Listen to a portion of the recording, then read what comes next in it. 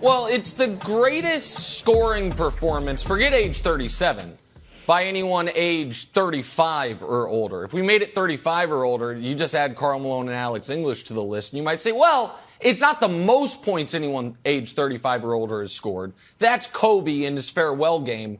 But while that was an amazing moment, that's kind of, it's not an asterisk moment, but it's a different type of situation. It was Kobe's farewell game. It was not in the regular flow of competition, if you would. So I think it's the greatest scoring performance by an old guy ever, which makes sense because LeBron James, and now listen, I am not trying to write off vacation, start a LeBron Jordan debate. We did that right before vacation. Oh my. So I'm not talking about the greatest player ever. No, I'm not. But yet. I'm not. But, Brew, I think you would agree with this. LeBron James was the greatest teenager ever in NBA history.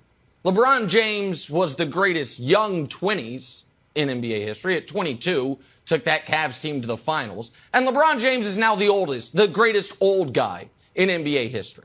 Now, does that mean if you're the greatest youngest and the greatest oldest, and in the middle you won a bunch of championships and MVPs, does that make you the greatest ever? I'll let history figure that one out. But the LeBron, who, went on the shop and said, God, people don't think I'm a scorer, and then drops 56. LeBron, who is going to win the scoring title this year, who, despite the Lakers' season from hell, has been the one shining bright spot. Yet what he proved was, in my opinion, if we want to go negative for a moment, how much they've squandered this year. Because when you have this LeBron James, which is basically every year LeBron James, you should always be all in. You should always be trying to win the title. You should always be saying, forget the future, try to win right now. Because this guy might be able to drop 56 on the Golden State Warriors' heads any given night. And so what he proved was that, yes, this is probably a lost season, but not due to his play. In fact, it is despite his play. Well, Nick, look, obviously you're right. Clearly the best teenager we've ever seen in the NBA. And clearly, we knew this before the 56. The best player at 37 years old in the history of the game, and the best player in his 19th year at this stage of his career.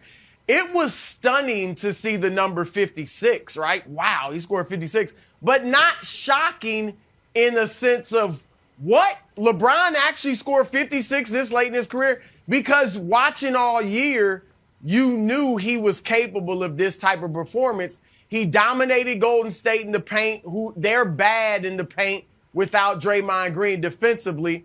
And then he hit his threes and he hit his free throws, which doesn't always happen. So those things combined helped him get to 56. You brought up his comments on the shop, and you're right. It was interesting because what it reminds me of was in high school, remember when he got the Hummer? And there was all the big hubbub about that, and he was suspended, I believe, for a game or a few games. And then he comes out and scores 50 in his next high school game. So LeBron can do things like this. I agree with him. He is a scorer. Now, he doesn't have the arsenal of a Michael Jordan, a Kobe Bryant, a Kevin Garnett, so to speak. But Kevin Durant. He scores as many points. Kevin Durant. He scores as many points as them for the most part. And he does it at a high field goal percentage. So he's a great scorer, one of the best ever, obviously going to be the top scorer ever. But what they proved is, I hate to be a downer and look at Anthony Davis, but with this LeBron James, if Anthony Davis was holding up his end of the bargain, they'd have a very good shot at winning a championship. And I don't mean just the injury, but I mean playing at the level, Wilds, that he was playing at in the bubble and should be playing at, for the next 5-6 years after the bubble. Now, as a team, I told Nick a few weeks ago, they got a puncher's chance, right? You got 2 top 10 players if AD comes back healthy with LeBron. Here's the problem. They are almost assured of being the 9th seed, right? They're 4.5 games behind the 8-seeded Clippers. Yeah. That means they have no Phoenix. shot at being number 7. They're going to be 8. They're going to face Phoenix. I don't think they can beat Phoenix, even with LeBron and AD. Now, is there, again, puncher's chance? Sure. Like Deontay Wilder had against Tyson Fury. He's got a shot because he got that right hand. Literally a but puncher's chance. I think they could beat Golden State.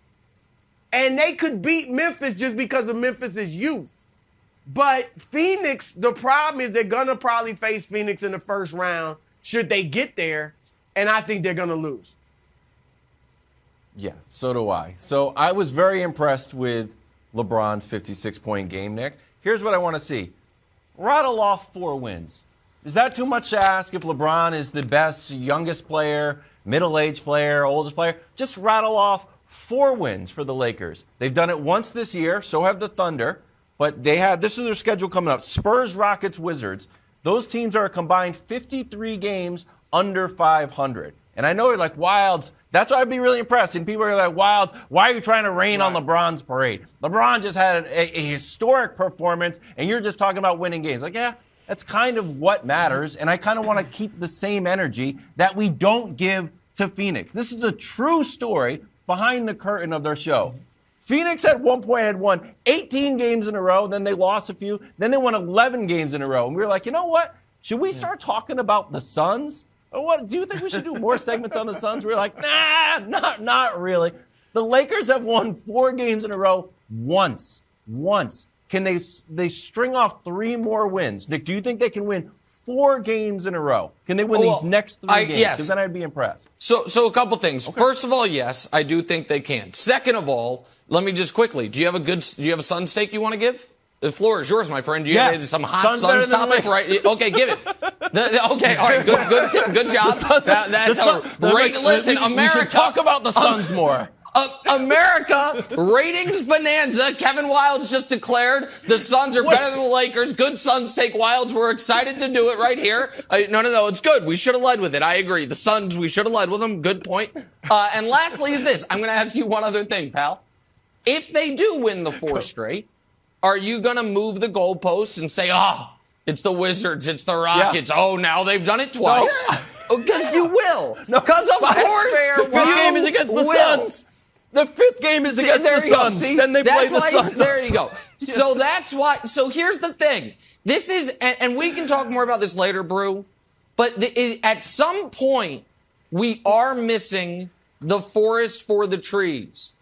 And I understand that this has been a wildly disappointing year for the Lakers.